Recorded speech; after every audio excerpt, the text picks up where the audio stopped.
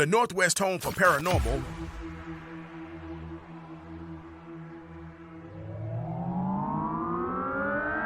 You're listening to U.S. Phenomenon with your host, Mario Magana.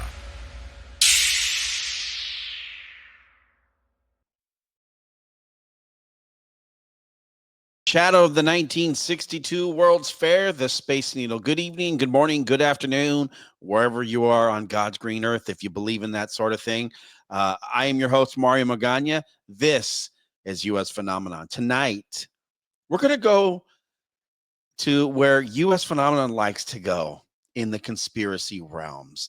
And tonight, no stranger to this show. He has his own show. You can find on Michael Parker Media. You can find it on YouTube or on any one of your favorite podcasting platforms. It is my pleasure to welcome back a longtime contributor to U.S. Phenomenon, Michael Parker. Welcome back to the show, sir. Thank you for having me, Mario. Howdy. It's always fun. Now, for those who may not know you, you have your own show that you talk about, and typically you guys are doing more of the. You kind of do more of the. Why am I spacing on the terminology of your show? Well, I do a lot of different things, and I've worked for different companies doing different types of shows. So I've done everything from kind of Art Bell type paranormal stuff. I've also done conspiracy stuff. I've done straight current events. It depends on the show, but what I like to do and what I currently do is a little bit of all of it. And I think that's what a lot of the people that we admire these days kind of do. So, I'm dropping a show tomorrow that has to do with the possibility of there being invertebrate animals in the atmosphere. So it goes sometimes from super crazy, weird stuff to pop culture. But you know what? Anything that just kind of blows my mind and makes me want to talk about it is open to discussion. I love that. I love that. And you've not been you've been a longtime contributor to the show. It's interesting because some of the things that I'd like to talk about tonight, I think it's a plethora of stuff. You know, the Diddy trial is coming close to the end here. And I kind of want to talk to you about your thoughts on the Diddy trial versus the Epstein stuff. When we look at this situation, I mean, this trial just is really hammered through, right? They've really gone through, they've buckled down, they have their ducks in a row with this case. Do you believe that this is different from the Epstein case where maybe there were some mistakes made in that case versus this one where they're like, that one's still kind of pending, hasn't gone anywhere? I mean, obviously we know that, he's expired, but what are your feelings on this whole trial versus, are we looking at just that, that they were able to fine tune and say, you know what, let's go after this? Because this could be kind of similar, in the two cases themselves could be very similar in a lot of ways. Yes. So a couple of thoughts on that. So many people from the get-go kind of pointed out the fact that this Diddy was the Hollywood Epstein. And that may be a little bit of hyperbole, but there are certainly similarities. And they both were running these parties, which seemed to be blackmail kind of parties where a lot of illicit drugs and sex were happening. Now, the difference is Diddy, he's going down. I mean, Diddy is going down. And he's a Hollywood guy where Epstein was almost a transnational intelligence asset, in my opinion. And I think there's a lot of people that wouldn't disagree with that. So there's things that are going to be done to Diddy that were not being done to Epstein. And look, just recently, just a couple of weeks ago, Kash, Patel and Dan Bongino come out and say that, they've seen files that we are all not privy to. And, Epstein did in fact kill himself. Look, I don't believe that. I absolutely do not believe that. And I'm disappointed that they had to say that. You know what? Maybe they're right and I'm wrong. But I think that when you think about it, Michael, let's go back to that piece where you and I talked about this in a previous show. We're like, Man. Oh, did we? Okay. Oh, I mean, this was years ago, but it's wild to say that's the case. That was a few years ago. Mm-hmm. Maybe 3 or 4. Yeah. But Michael, you had said we had both had talked about this. They're like, no way. How do all of a sudden cameras go out? Like, obviously, this prison or this jail is no longer around. It's been shut down. But how convenient was it that there was no cameras, no surveillance available during his incident of exterminating himself? Precisely. So, and when I misunderstood you, I thought you meant that we had discussed the Kash Patel Bongino Oh, no, statements. not Okay. no. So here's the deal. You're exactly right. And we did talk about this because how many things have to go wrong for his suicide to go right? Right. I mean, Yeah. and they are completely not even talking about the ligature marks that were found on his neck by forensic scientists. All that aside, many of us believe that Epstein was killed. And he was most likely killed because of the connections that he had of people who never wanted to be found out for the things that they had done. Now, with Diddy, we've got a different set of circumstances. We've got stuff mostly dealing with celebrities only. I'm sure that there were politicians at some of these parties, but not to the level that we're talking about being involved with the Epstein situation. So Diddy, in some ways, and I do think he's guilty of most of the things that he's being charged of. I have not followed the trial probably as closely as you have, even though I live here in Los Angeles, because it was an open secret that this kind of stuff was going on for a long time, just like with Harvey Weinstein and many of these other things. After a while, you're just like, yeah, I know that's happening. And anybody who's halfway paying attention knows this is happening. So Diddy, in my prediction, goes down hard. And part of that is to make some of us feel like, or kind of take our mind off the fact that Epstein didn't go down hard. Epstein got out the easy way.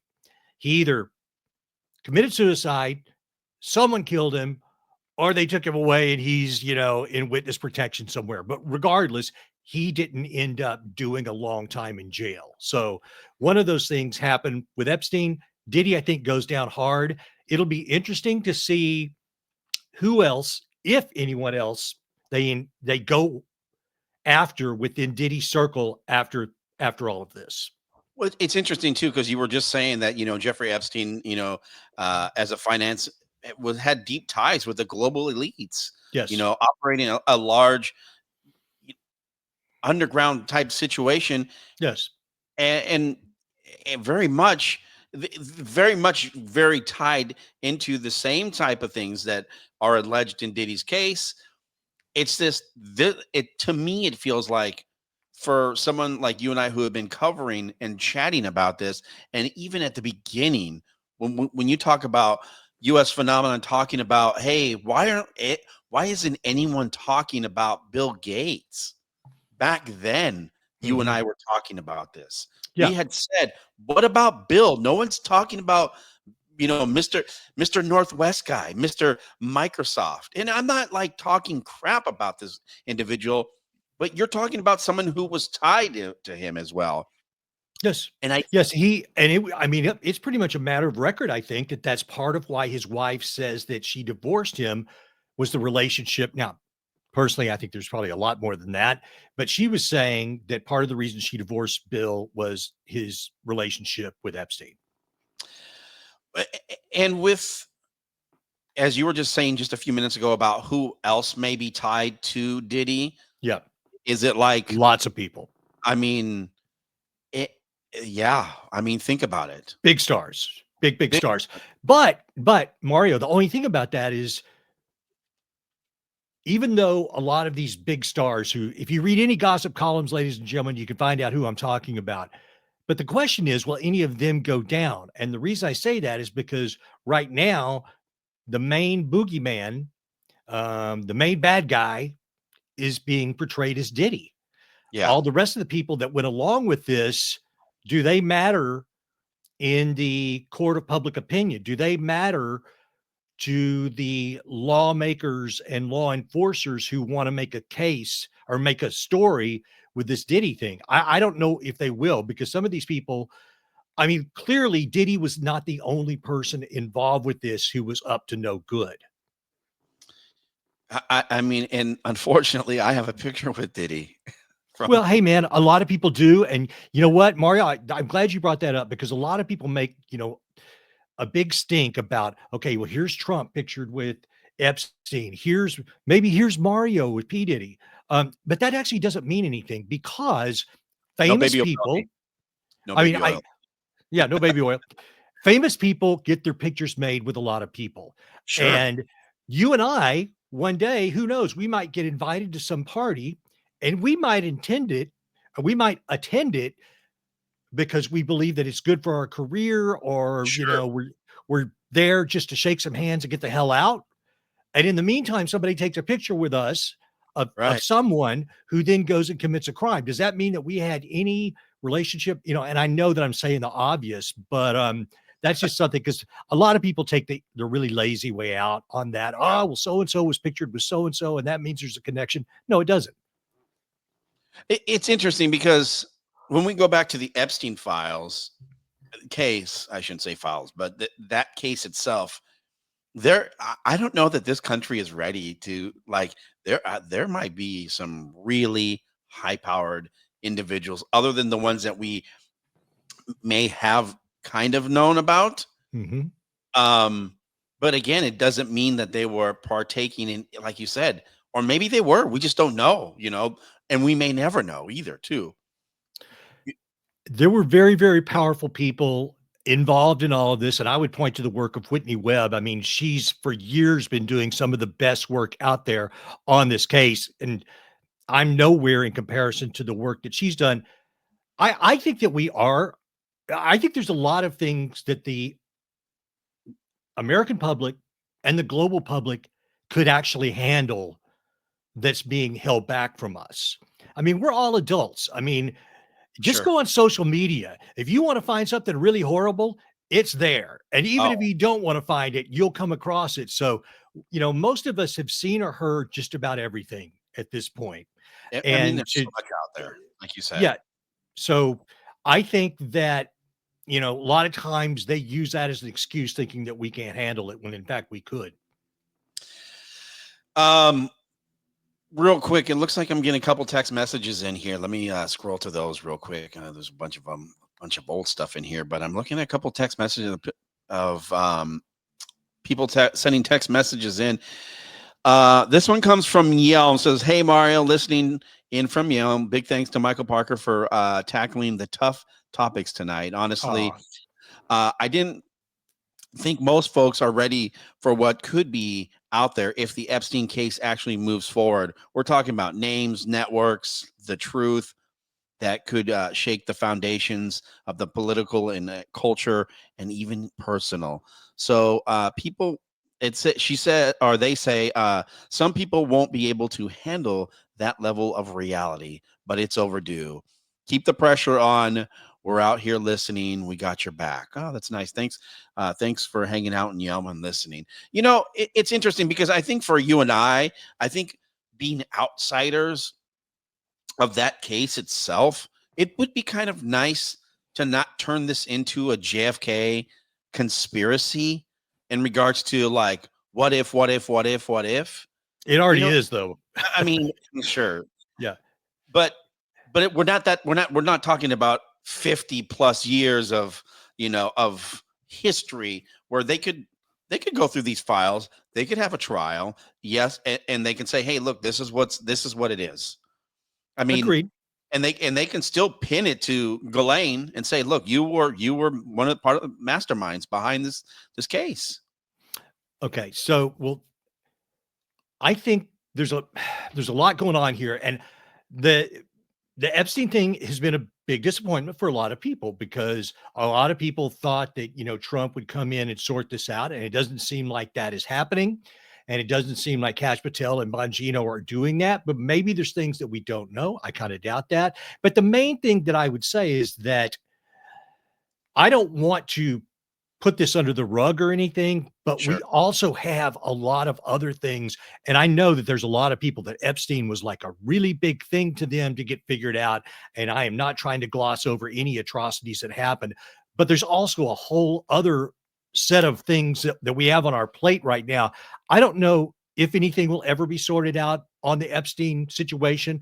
I think that's part of the reason Diddy's going to go down so hard, is so that we're all kind of placated into this thought that, oh, see, justice is being served for this kind of thing.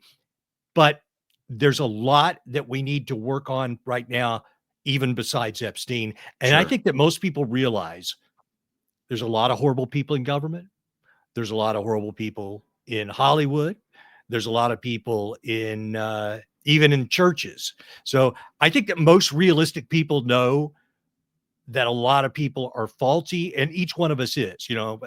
let he or faulty, meaning, we all have our issues, right? So Right. I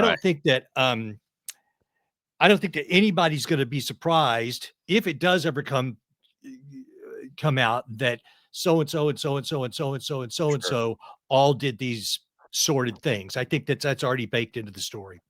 I mean, I just want to know because I Yep. want to. A lot of people do. And I think that even coming back, we were like, "See, we told you guys." I want that. I want that. We have another text message coming in from Edgewood, Washington. Hey, Mario, longtime listener from Edgewood. I want to thank you for having Michael Parker on the show again. His insight is very sharp, unfiltered, and exactly what we need to hear in the media these days. As for Epstein's case, it deserves a real closure. Too many names, too many unanswered questions. Keep up the great work. Thank you both. Yeah, that's nice. Thanks for texting in. If you want to send your text messages, you can always send them in at 775-990-5151. One last thing about this before we move forward with the where we go next, Michael. I think that you and I have really covered this from the beginning all the way till to now to present time. I don't think anything's really changed for us in regards to nothing like I'm not blown away by any of the news that's been put out there, but also there hasn't been any fresh information. And I think you just said a few minutes ago that this baby right now, this golden goose is what we'll call this, the Diddy, the baby oil of, and I'm making all these terms because that's all that they ever, talk about in that case. The horrific things that happened in Diddy's that has been alleged in Diddy's trial is crazy. There are people that have been following this case and the transcripts and things of that nature. Not something that I have the time or efforts or willing to do because I don't need to know what someone's degenerate habits are. I just need someone to protect those that are out there Yep. to come to a conclusion, say, yes, this is not a good person. These things happened. Okay, boom, he's done. Listen, I ain't judging. I Yeah. know that there are some people who get really fascinated by these trials. I mean, Hollywood, every once in a while, we've got to have a big trial, whether it be OJ, whether it be Johnny Depp, Amber Heard, whether it be Diddy. And even though you and I are not super obsessed with these trials, a lot of people are. And in a way, it's another form of escapism because they can listen to this and think, well, you know what? I was feeling pretty bad about myself, but when I look at these guys, I'm not so bad. And it is interesting. And so in some ways, it's like the ultimate reality show, right? And so I understand the entertainment, and that's a weird thing to say. I know. I mean, I understand the entertainment aspect of these high profile trials.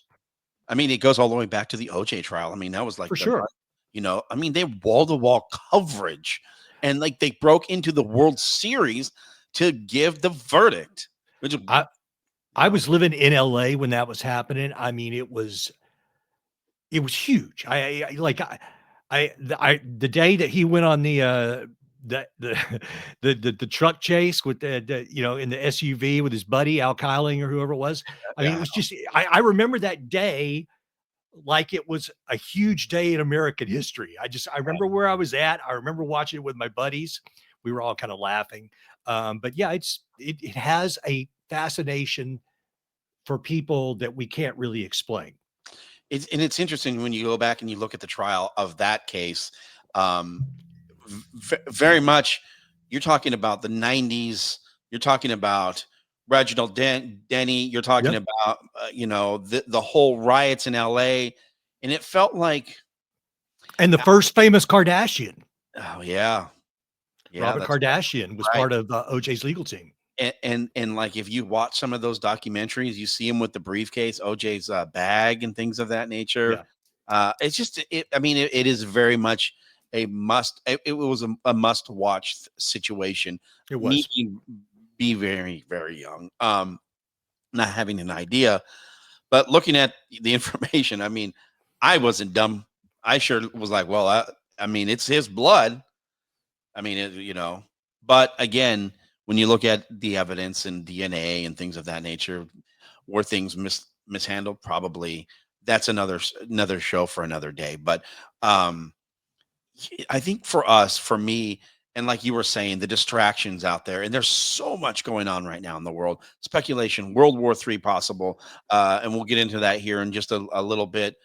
Uh, to have that distraction, people are looking for that, and we got to remember this. And I know that if you've never read the book Behold the Pale Horse, this book would be very adamant, very, it's crazy this book is so old, but it is so much relevant in today's day. People may not know who William Cooper is, but I tell you right now, I'm sure he is rolling in his grave right now in regards to the misinformation and how people are being led as sheep and not being lions. And I say this because, Michael Barker, I'm telling you, there is sometimes when I'm like going through and scrolling through social media and I see the most outlandish, hideous misinformation that is out there that is wild to me.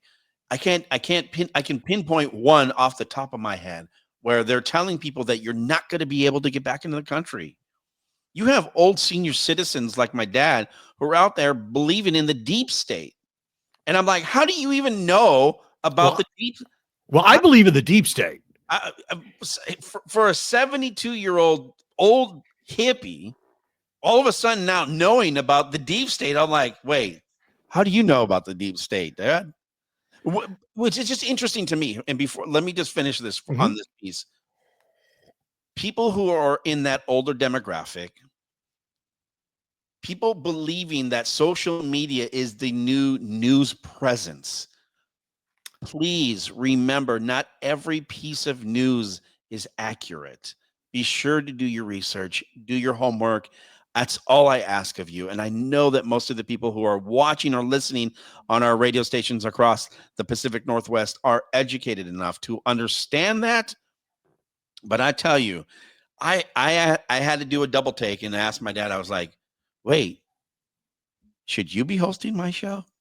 Because how do you know this is a someone who came to the United States, has no idea, but he's now being educated. Somehow he's learning about, like, I didn't think that he would be at that level of like knowledge of how he's getting fed about learning about the deep state, because I know it's not something that he's searching for.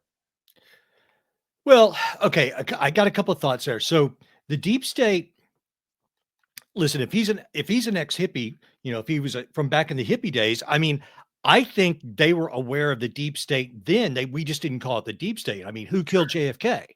And who wanted us to have a Vietnam War? I mean, who were the guys behind Watergate? And so these types of things kind of always existed. And the left used to be very much against the establishment, right? And I would argue that these days, the left, at least especially for the last 8 years, was the establishment, including the media, which brings me to your second point, which is about social media. Yes, there is a lot of misinformation out there, but at this point in time, and I read a lot of it, and I've been doing this a long time, and when I see misinformation, unless I'm just completely blown away with how extreme it is, I usually just roll past it. And Sure. what I would say is these days with things like X, they have supplanted mainstream media. And the reason that happened is because people no longer believe mainstream media. This thing right that's happening right now with this low confidence report about the bombing in Iran. I mean, look, I don't know what the truth is, but basically someone leaked a report of low confidence to the public, basically saying that, that attack did not go as well as the president and Hegseth are saying it goes. My point is that a lot of people no longer believe that the mainstream media really has any weight or validity left to it. They believe it's just your propaganda of choice. Okay. Are you a CNN person? Are you a Fox person? Are you an MSNBC person? And they feel like But those aren't they feel like they could go to social media like X, especially, or, one of the others, but I think mostly X, and they will find their political influencer of choice, and they prefer to hear that information from them than from the mainstream media. For one, I would never call MSNBC, CNN, or Fox News. I find those are, to me, being an old school radio guy, TV person, those are entertainment TV to me. I maybe back in the day they were more towards covering stories, but they still, I would agree with you. They are very much opinion driven yeah. versus say like ABC, CBS, Hey, by the way, NBC Night. However, I think the same thing applies there, if not even more. It's almost state-run media at this point. yeah, it's crazy because when you say state-run media, that would mean that the administration would be running the media, then, right? Except that the media is largely controlled by the left. And so essentially under Obama and Biden, yeah, it was pretty much, okay, here's your story, stamp it, and it's out. Now, listen, I'm biased, but I got to call it the way I see it. And I think most people see it the way that I see it. Depends on your political inclinations. But getting back to your first point, what I'm trying to say is who buys a newspaper anymore? Not me. Who buys magazines anymore? Old Who people. really watches NBC, ABC nightly news? Mostly people of the older generation. Sure. CNN only exists because it plays in every airport. I mean, nobody actually watches it. So people get their news off of their phone and they're Sure. watching their favorite influencers to get the news. It's interesting when you talked about that piece in regards to possibly these as we continue to talk about, I think we transition now into the conflict that the United States has entered in, or I would say had prepared a military strike against certain nuclear sites and not Iran. in Iran, like not against the country, but to these nuclear sites. Yeah. And there were reports that I did see that said they hit the targets, but the targets, if there was nuclear substance there, there would have been there would have been a huge fallout, wouldn't there? I mean I'm not a nuclear scientist, but you would think that there would be some type of backlash, or did they move? Like, I guess this is the part of conspiracy you got to ask. Hey, we're going to bomb you if you don't do your stuff. And then Iran's like, oh, they're going to bomb us. Let's move let's move all the nuke stuff, all the, we need to move all of our supplies somewhere else. Yeah, they bombed them, but they didn't get that piece. They were able to hit the target. It's then what was said was, oh, Iran's like, oh, we're gonna get the military bases. We're like, oh crap, let's move all of the planes, and then they move the planes. You're right. The speculation is going to be out there, both sides of the fence.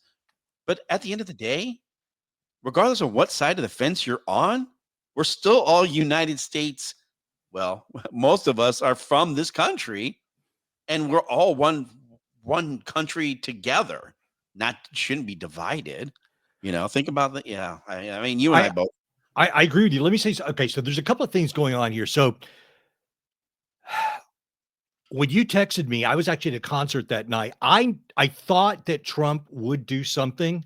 I did not think that he was going to do it this weekend. So that caught me by surprise. And I was talking to friends in the Middle East in the days afterwards and on the morning that the Iran hit the site in Qatar, which basically was almost like an arranged retaliatory Sure. attack so that they could save face. And this is where all this gets really weird. Now, I have seen a satellite photo, supposedly a photo, or whichever that the main site was, where Yeah. there were what looked like trucks on the road outside the thing. So you ask yourself, okay, well, if they were moving stuff, how much stuff could they move and how fast could they move it? But at the end of the day, does that actually even matter? I mean, uh, because I have not a lot of doubt that the damage done to those sites was pretty severe. If they were able to move any of the nuclear material, They still have to enrich it. They have to do the final Yeah. enrichment somewhere else. And what I'm trying to say is that, I'm not a war guy, but I'm also not a pacifist. And sometimes you have to do things that you don't want to do. So I'm not arguing that we shouldn't have done the strike. I didn't really think that was going to happen right then, but it did. But now this whole argument about this leaked document, did the strike do what the administration is saying it did or not? I kind of wish that the administration was not going so hard on this, because the harder they go on it makes you think, well, maybe it didn't go that well. And, but I don't know one way or the other. I have no way to know. However, what I do know is when you send that many planes and you send that many bunker busting bombs, and the idea had been germinating, they'd been working on this plan for 15 years. It was just now they finally, and apparently the bomb that we created to do this was created with that exact destination intended. So I think that we did do a lot of damage. Can Iran still go on and continue their nuclear program? I don't really know. But what I do know, it will take a while and it will take a lot of money. And I don't know if the people of Iran are up to doing that all over again, because that is a country of 90 million people. And if, man, I'm surprised they're not fed up with it. it's interesting because when that strike hit and I texted you, I was like, the first thing that came to my mind was, what are the retaliatorial, what is going to be the retaliation of this? And let's be honest. If we went for nuke sites where they were gonna, wouldn't that give them the same, I thought maybe retaliatorial point to say, okay, we're gonna hit military bases. Maybe it's West Coast stuff. Maybe But it's they can't, because I don't yeah. think they have any ballistic missiles at all. And I think that's part of the issue. So, and in the run up to this, and I didn't mean to cut you off, but I think they're very limited in what they can do, because they've already gone through a lot of their weapons, and the Israelis did a pretty deep job on Iran. So they're very limited in what they can respond with. Is it interesting that in recent days in social media that BB, Benjamin Netanyahu has all these clips of him talking about, Iran, and how like this was like almost a 30-year buildup to get to where I feel like the United States got punked into doing something. Well, a lot of people feel that way, Mario. You know, So and I'm not saying that BB's a bad person. I'm just saying, like, why are we doing his heavy lifting? Like, I don't want to say this. I don't want to be I don't want the United States to be his bitch. right. You know what I mean? Now, a lot of people feel the same way you do. I have mixed emotions about this as well. And, I didn't want us necessarily involved. But now it's out of you and I's hands, and it's been Sure. done. So I mean, we're still here to talk about it. So yeah, you're right. Unless someone else decides to get involved, and do the heavy lifting and give them, you know, some type of power to, because they obviously they clearly don't have the muscle to, to get a missile all the way over here. They would have to get it from Russia or China. And that hasn't happened. I mean, that is actually a very important point. So the allies, supposedly allies of Iran, did not step up for them. And I think that it's because you got to weigh out your, what's my risk reward kind of thing here. I mean, Sure. do I really want to go to bat for Iran in this type of a situation? I mean, Russia's got its hands full right now. China has got its own set of issues, and I don't think that I don't think they want to get involved in this. It's not a high enough priority for them. If it was, they would have got involved in it already, and they didn't.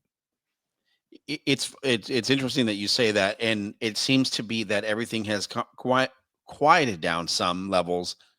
But I think even then Trump getting upset, and I don't even know if this is true, got upset at the peace treaty that was made, and then they continued to fight each other. I think he was honestly pretty irked about that. Yeah. Because he had said, he's like, and it's good to see. I'm happy that the president was pissed. I was like, okay, I'm okay, cool. Like I'm not. It's not like he's being a punk and I felt being the same punk. way. You know what I mean? I'm like, okay, good. He's got a spine. I'm not saying that Yeah. he doesn't as a president, but it was good to see. Like, look, at this point in time, we all got to back him. However that is, he's making these calls. He's doing what he thinks is in the best interest of the country, and if that's what is in the best interest of the country, we will find out in history. We will find out later in when the book has been written, we will know. But like you said, it was nice to see him be pissed and vocalize it, and to say, hey, look, I'm not happy about what's going on. I told these two. And for him, he's probably like, these two kids, they're like stepbrother, they're like two kids fighting in the store. And they're like, well, he's like, you're both in a timeout. Well, I honestly believe, and this is why I've supported Trump through 3 elections. My number one cause is I'm an anti-war guy. That does not mean that I'm a pacifist and you just roll over, but I am not into foreign entanglements unless you got a really damn good reason. And I think that's where Trump's coming from. And that was the primary reason that was one of the primary reasons that I supported him. So I don't think that he wants to be a war president. I don't think he digs this. I think he wants to help everybody make money, which is the way that I feel. And I think that that's what my friends in the Middle East, they think of Trump. They think that Trump's the kind of guy, he's actually trying to make deals. So this was not something I think that he wanted to do. I don't think that he wants to continue doing any kind of military action if he doesn't have to. He would rather make deals. And history will tell us in the future what will happen. And man, it will be nice when we can all sleep peacefully. Because I'll be honest with you, after all that stuff, I was like, man, this to me felt this took me back to the 1980s. It was ominous. It was ominous. It was very much. And I was like, ooh, heavy, very heavy. Mm-hmm. Reflect. I was like, I haven't had these feelings since like the 80s, like, are we going to die type situation. And the only reason why I say that, because at that point in time, as this news was very fresh, and now I'm not on my laurels about what's going to happen, but in regards to, okay, we got bases out here. You got Whidbey Island. You have the naval Whidbey Island. You have Bremerton. They have the naval base in Bremerton, Bangor. Then you got Lewis McChord down the Air Force and Army down in Tacoma. So those are some hot sites that can just be taken out, and you're going to take out some population. You're going to do some damage. There would be some tremendous loss of life. And then if they decided that it wasn't enough, I mean, they'd go after Boeing, and Boeing's right here in Tukwila. You would do some damage. You would destroy the runway, the plants that are still here. I mean, and they're in that area. They're still doing, a lot of defense, a lot of space and defense, developmental stuff there in Tukwila. So, and that's just someone who has the insight, who worked in that building, has that kind of knowledge. But now that we fast forward to where we're at today, not so much, because you're like, okay, they don't even have enough, muscle to, to do much of anything. Maybe they can throw some bombs, locally to other US, installations. But that was my biggest fear during that time. No, and I think that a lot of people felt the same way. My daughter's in San Diego, and of course, there's installations down there, so she was concerned. The deal is now, there's this possibility of sleeper cells. I can't say that they don't exist. However, everybody knows what's up right now, so hopefully everyone is on as high alert as you're going to have, right? I mean, I'm hoping that all installations, all industries are on their best behavior and, doing their highest level of security. And I actually think they are, because this is a real thing. And that said, I definitely feel better this week than I did last week. Sure. And I don't know what ends up happening, but I am hopeful that this chapter is closed, at least for a while, and I hope that we can move forward and have a safe 4th of July. When we talk about this, and I think I was going to joke about this of, is it the end of the world as we know it? Mhm. As most of us who grew up in the Cold War era, maybe there are a lot of people that grew up in a post 9/11 era.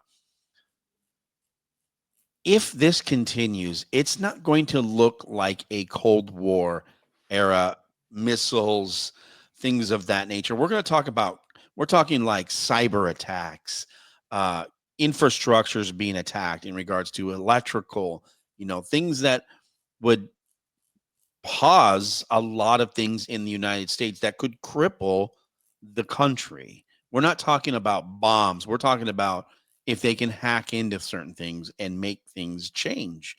That's how I I think look at that's it. I think that's right. I think that's right. I think that, you know, is this World War III? Have we been in World War III? In the fall of 2021, I believe I was on someone's show, and I said at that point, I thought that we were already in a form of World War III, but it's not the type of world war that people think about. I think that in the 21st century, governments are much more sophisticated. So the idea that you would have a widespread nuclear war, that's not really good for anyone. And Sure. as crass as this might sound, like, look, okay, so what if you annihilate some country with nuclear weapons? Well, then nobody can do anything with it because it's radioactive, not to mention all of the other people who start firing. So you can't really do that realistically. You don't want to soil the country so much that it's unusable. What you could have is a lot of battles in third world countries, um, skirmishes, proxy wars. And I know that people have stated that. But I think, to your point, what a lot of World War III war would actually look like would be like fentanyl, would be like Uh-huh. COVID, would be like cyber hacking. It would be economic espionage. It would be, I think of the old song Murder by Numbers by the Police. And in the Yeah. song, Sting talks about, you don't really want to shoot anybody or do anything because it causes an awful lot of mess. What you want to do is use more finesse, which is, I think, World War III on a big level would be orchestrated with more finesse. It just doesn't look like a war movie from the past. It would, because now, especially, look, war is not green, right? I mean, it's like you want to get bent out of shape about the environment. Well, war would do that. So, I think World War III is going to look a lot different.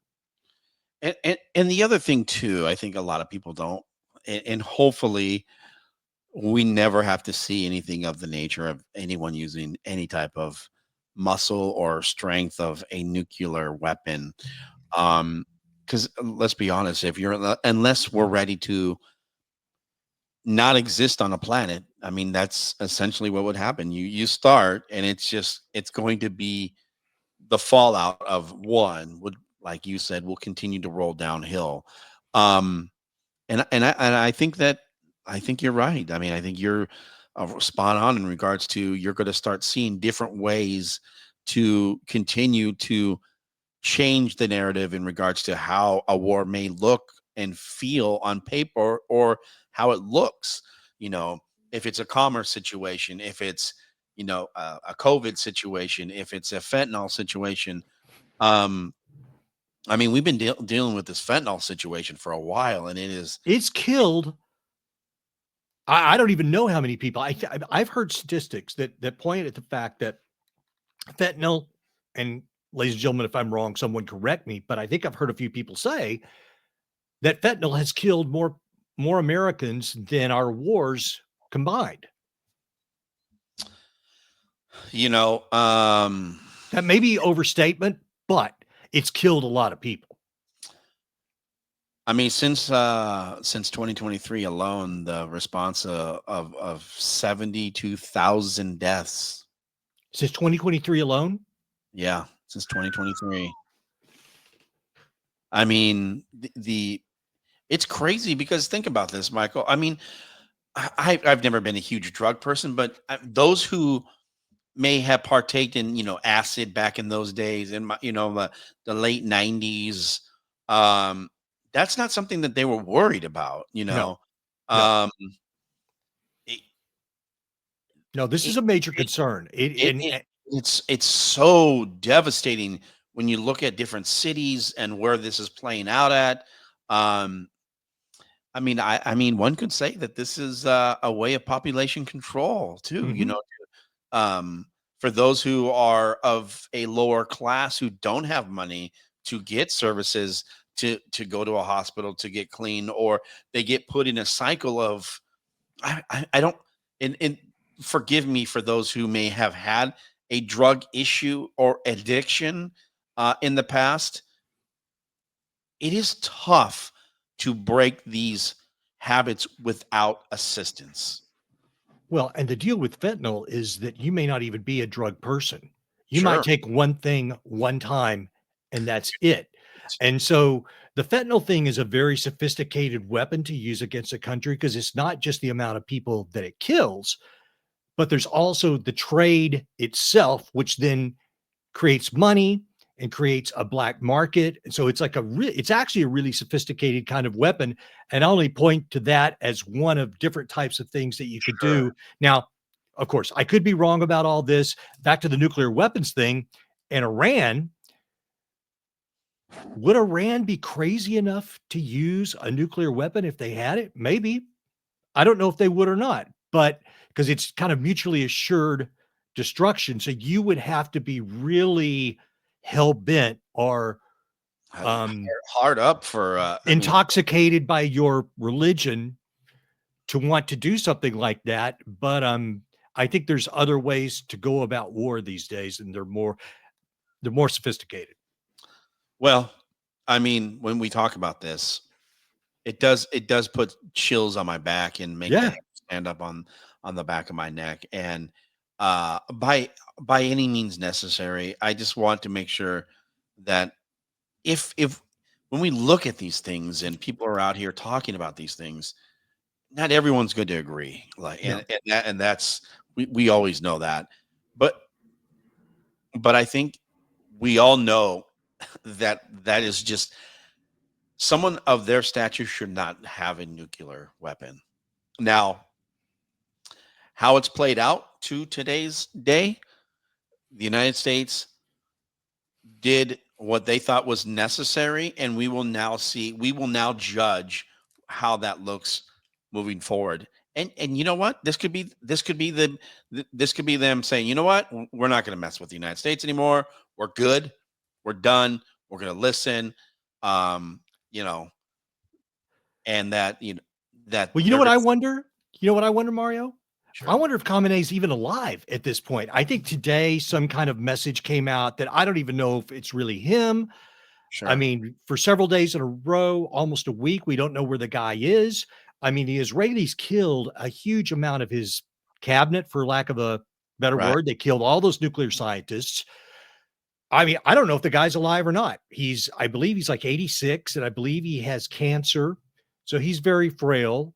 And how do you lead a country if you're not visible in a time of great stress to your country? You can't, that doesn't cast a big, um, it doesn't make you look strong. It makes you look like you're either dead already or you're a coward. So they've got, Iran as a country has got a lot to figure out. And, I don't know if the guy's even alive. And will this look like, let's say they remove him from office or he's no longer in office? Does this thing take a turn like Iraq? And, it just goes, up sideways and down, like Well, where that's the, an excellent point because a lot of, that question came up and Trump and Hegseth and a few other people said, look, we do not want regime change, which I think surprises a lot of people. They're like, well, what do you mean? I thought the whole yeah. idea was these guys are evil. The problem is, as we saw with Libya Mhm. and Iraq what happens is when you do that, it creates so much chaos that then local warlords move in. I mean, everything just dissolves into anarchy. So you don't want that. So, the common aim guy might be bad, but you don't want the entire power structure to just dissolve. So we don't need to be part of that. If the Iranian people do that, that's another thing, but we do not need, and that's something I feel strongly about. We do not need to partake in that. And I think that we've learned as a country. I hope so. I hope so. You would think so from back then. And look, no disrespect to the president, the former president, W, in regards to going after Saddam. And I mean, history looks back and that we definitely made the wrong decision. We made a wrong Yep. move, Yep. and that's okay. It's not okay. I shouldn't say that it's okay. The agenda, should we call it the what do they call it? What was the term used way back in the day? The why can't I think it? The industrial complex. To me, it The felt military industrial complex. yeah, I mean, look, that's a whole show in itself. for sure. I guess part of the reason that a lot of us voted for Trump is that we felt like he wouldn't want to do that. And I still hope that that's the case. And I still hope that the people in his cabinet, feel that way, because what we don't want is a bunch of neocon warmongers all trigger happy, ready to go, rip up the joint. We don't Right. need that. And so what? Hopefully that'll be the case. I mean, Yeah. we'll find. I think that I believe that what happened was it was just a little bit of muscle to say, hey, look. And I was really surprised. I was like, wow, I can't believe this is actually going down. And again, I don't believe that they would do it unless they thought they had to do it. I You think know you're what I mean? right. And to agree or disagree. Now, I'm not someone who was like, okay, we need to do this. I was like, okay. To me, it felt like who had the bigger, you know what I mean? Like Mhm. who's gonna call each other's bluff. And but it seems to me that everything moving as of right now. I mean, things could change, but it seems to me that everything is back to where it needs to be, and hopefully, we're not like doing a show in a bunker somewhere someday. It hadn't happened yet. So fingers crossed. And Yeah. I will say this, just one last thing, because I told you that I was talking to my wife in the days leading up to all this, and we were both listening, and I looked at her, I was like, man, I think Trump's going to do something. She's like, I do too. Yeah. That being said, I didn't think he was going to do it this weekend because he came out with that thing. Oh, they've got 2 weeks or whatever to kind of like, Yeah. Get it come to done. the table. And Yeah. then next thing you know, on Saturday, we do this. So I don't know what precipitated that. Part of me thinks that maybe when we saw all the trucks trying to carry the stuff out of there, through the satellite imagery, they're like, all right, we're going to do this. Or who knows? Maybe this was the plan all along. I don't know, but that die is cast. It has been done. And now I hope that the ceasefire can hold and Yeah. that we can start moving towards fixing the situation. It's interesting because there is so much video that is being put out there, and you don't know if it's from post, pre, whatever. The biggest thing too, when you saw some of the videos that I saw on network TV about the president, them kind of like poking the bear, like, well, are you going to do it or not? You know what I mean? He's like, why would I tell you what I'm going to do? Look, Mario, that's one reason I like having a businessman as president, because a politician who's never really worked in a job will say anything at any time to grandstand. But Trump's like, yo, if this country was my business and I was the CEO, I'm not telling you what I'm about to do because I'm about to do a deal or I'm about to make an acquisition or whatever. It's none of your damn business, and I don't want to mess up my deal by telling you. So that's one thing I like about Trump. It was interesting that I felt like they kind of poked the bear and he kind of was joking around and things of that nature. As we get close to wrapping things up here from the Pacific Northwest and the West Coast in LA for Michael Parker, again, thank you so much for coming to hang out with us. Thank you. I can't wait for us to do another show that may give us some more insight. Do you think they're going to go after Ghislaine Maxwell? You think they're just going to leave her in the prison, or or you think they're just going to say, you know what, we're just going to let this? She's just going to rot in jail, and we're not going to really move forward with the case. That's complicated. I nearly lost audio for just a second. One of my wires is shorting out. I don't know. Unfortunately, because she's attached to the Epstein case and there's so much riding on that with so many people, I think that I don't think she gets out. I think that many of the powers that be would like for this to just fade into our memory and us all be distracted by other things that are happening. But I could be wrong. I mean, a lot of what I've said about the Epstein case to you today was not on a super deep level because it's been a while since I've looked into it and I haven't really kept up with what's going on with Ghislaine. But what I can say, even from my point of view now, is she's still an accessory to an incredibly dark and deep and twisted, entangled situation that has transnational implications. So it's wild on how much he had clout and power over individuals, over wealthy individuals, which blows my mind. Even the guy who owned who was the owner of Express and Victoria's Secret, Les Wexner, I believe was his name. Blows my mind. Well, he made a Epstein when I was producing a show, the Hidden Truth show for another host. We did a deep dive on this as it was happening, and Epstein would ingratiate himself into the lives of the rich and famous because he wanted to be rich and famous. Sure. And so he would, kind of affix it. He was like a parasite. He would affix himself to these people. And I'm not saying that Les Wexner is a good person or a bad person. I'm just saying that his modus operandi was like, find a person with a lot of money, make yourself invaluable to them, try to get a hold of their money, move on to the next host. By any means necessary. I mean, they alleged that they had relations together. Absolutely. And I don't doubt that at all, because that's how ruthless this guy was. I mean, listen, I believe that he was a narcissistic sociopath. I mean, I doubt that he had any true empathy for anyone. So, which is what you need if you're going to do these kinds of activities and be this ruthless.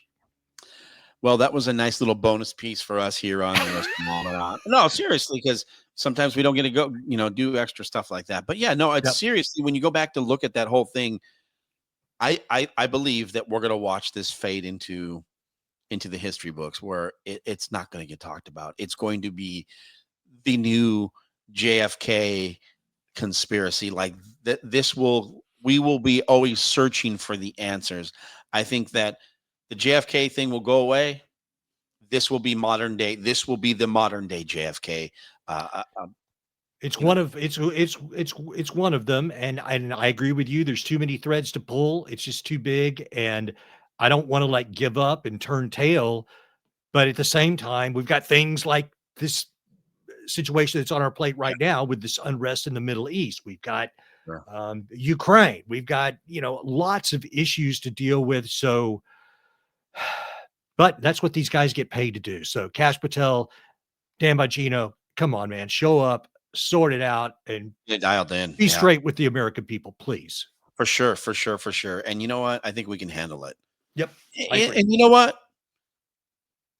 Look, we know that we know that presidential. We know that people of higher power. I shouldn't say I shouldn't pick on anybody, but we know that there have been cases and there have been stuff that has come out in past years where high-ranking officials have done the dirty stuff. You know, for sure. I mean, the Kennedys. The alleged Clintons. I don't want to die, so I don't want to find me on some beach somewhere down at Alki. You never know. Yeah. But again, alleged on all that stuff. But look, like I was telling someone, I don't care what you do on your off time. It's not my business. If you're doing it in the White House, man, get a different place. Yeah. Go. Agreed. I don't care what you do on your own time. Do you? That's you. Yep. I just, you're in a public place. You're at work. It's kind of tacky. Have some taste.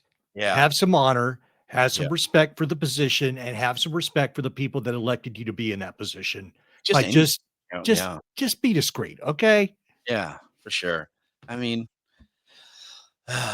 well, and don't hurt anybody. Yeah, don't hurt anybody. And by the way, just for the record, if you were listening earlier, yes, I do have a picture with Puff Daddy, but he came to the radio station event. This is the backstory if you're listening and you made it this far. But he came to the radio station event. I got my picture taken with him. I haven't taken it down. It's still up because I didn't do anything. He didn't put no baby oil on me, and he didn't beat out of me. So I'm good on that piece. So I have another friend as well who has a picture with Diddy, and like I said before, man, you were doing your job, he was doing his job, Diddy was doing his job.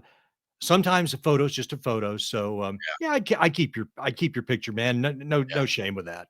Yeah, well, it is what it is, man. It is what it is. From the Pacific Northwest, as we wrap things up here, I'd like to thank our guest, Michael Parker, for coming to hang out with us this evening. You can find him on his social platforms at Michael Parker Media, on YouTube as well, right? Your show's there available for Michael Parker Media, and on social media, I'm Michael Parker LA. Mario, thank you for inviting me on. I always have a good time, and I just like to thank your audience for listening, and I'd like to wish everybody a happy 4th of July week coming up. Oh my gosh, right? I always forget that's like right around the corner. I'm going to a barbecue, so I'm excited about that. I'm going to hang out and be social. Sometimes I don't like to be out in the public and be social. I'm telling you, Michael. Hey man, we're kind of curmudgeon-y old dudes, but you got to go. Hey man, you got to go rip it up, and it's the 4th of July. Let's go out there and celebrate and before we go. Yeah. Can you believe that Joey Chestnut's going to do the Nathan's hot dog eating contest again? He's back in it. Okay, you know what? I got to be honest. I don't know who Joey Chestnut is. Okay, is he one of those guys that is a competition eater? Yeah, he's a huge competition eater. I only watch on the 4th of July to see how many hot dogs these guys can eat. It is disgusting. But so the big thing was Joey and Kobayashi were going head to head. And so I think I've heard of that guy. Yeah. So Kobayashi had the title, and then eventually Joey beat him. And then he has continued with the record. He stepped down for a year, somehow got disqualified. I don't know. Somehow something came up, and then he was promoting vegan hot dogs. Lord knows why he was doing that. And then all of a sudden, miraculously, he's back. So I will be watching the Nathan hot dog eating contest to see if he's put down 70 something hot dogs. 70, like 72 is the record or some nonsense like that. Can you imagine training for that? Blech. And can you imagine the next day? Oh my, yeah. I'm sorry, I'm out of here. Yeah. As we wrap things up from the Pacific Northwest, thank you, Michael Parker. Thank you. All our affiliates, KOSW, KAPY, and KVI, our flagship station. For my entire team, soon to be retiring, or he's retiring. Mark Christopher, myself, Sophia Magana, and myself, Mario Magana. I got so flustered about him leaving. Be sure to look up at the stars because you never know what you might see. Good night. Good night. Oh, where's the pause button? Oh, come on. Hit it. Oh, come on. Son of a. Hold on. Stand by. No worries.